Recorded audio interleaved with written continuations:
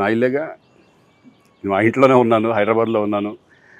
So నేను విన్నాను పొద్దున్నుంచి, నాకు ఫోన్లు రావడం జరిగింది. నేను కూడా వీడియో క్లిప్ చూశాను. మన మీడియా మిత్రులు చాలామంది నన్ను అడిగి క్లారిఫై చేసుకున్నారు. వాళ్ళ దాంట్లో రాలేదు నాకు తెలిసి.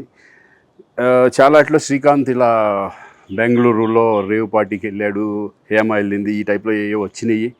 నిజంగా నాకు నవ్వు వచ్చింది. ఇంట్లో వాళ్ళందరూ నవ్వుకున్నాం. ఇదేంటిది, మొన్న ఏమో విడాకులు ఇచ్చి పిచ్చేశారు నా భార్యతో, ఈరోజేమో రేవ్ పార్టీలకి వెళ్ళాడు అని వచ్చేసినాయి. కానీ ఒకటి వాళ్ళు కొంచెం తొందరపడ్డంలో ఇది లేదనిపించింది. ఎందుకంటే వాడెవడో, అతను ఎవరో కానీ కొంచెం నాలాగా ఉన్నాడు. వాడు కొంచెం ఇలా కప్పుకొని, అది గెడ్డం ఉంది, బట్ ఇప్పుడు గెడ్డం నాకు లేదు కానీ, బట్ గెడ్డంతో నేను షాక్ అయ్యాను. ఇదేంటిది నాలాగా ఉన్నాడు ఏంటి అని నేనే షాక్ అయ్యాను. సో దయచేసి ఎవరు నమ్మొద్దు. ఎందుకంటే రేవ్ పార్టీలకి వెళ్ళే కల్చర్ నాది కాదు, పబ్ కల్చర్ మనిషిని కాదు నేను. ఒక్కోసారి బర్త్డే పార్టీలకి వెళ్తాము, ఒకవేళ తెలియకుండా ఏదైనా వెళ్ళినా ఒక హాఫ్ అన్ అవర్ నుండి వచ్చేస్తాను తప్పితే అటువంటి ఏమీ లేదు. రేవ్ పార్టీ ఎలా ఉంటుందో కూడా నాకు తెలియదు. సో దయచేసి ఎవ్వరూ ఈ విషయాన్ని నమ్మొద్దు. హ్యాపీగా నేను హైదరాబాద్లో ఉన్నాను, మా ఇంట్లోనే. ఇప్పుడు మా ఇంట్లో నుంచే నేను ఇది చేస్తున్నాను.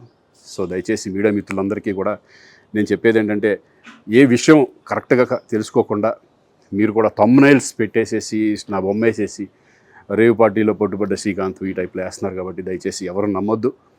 అది అతను అలాగా ఉన్నాడు అనే ఒక విషయంలో మీరు పొరపాటు పడి ఉంటారని నేను అనుకుంటున్నాను.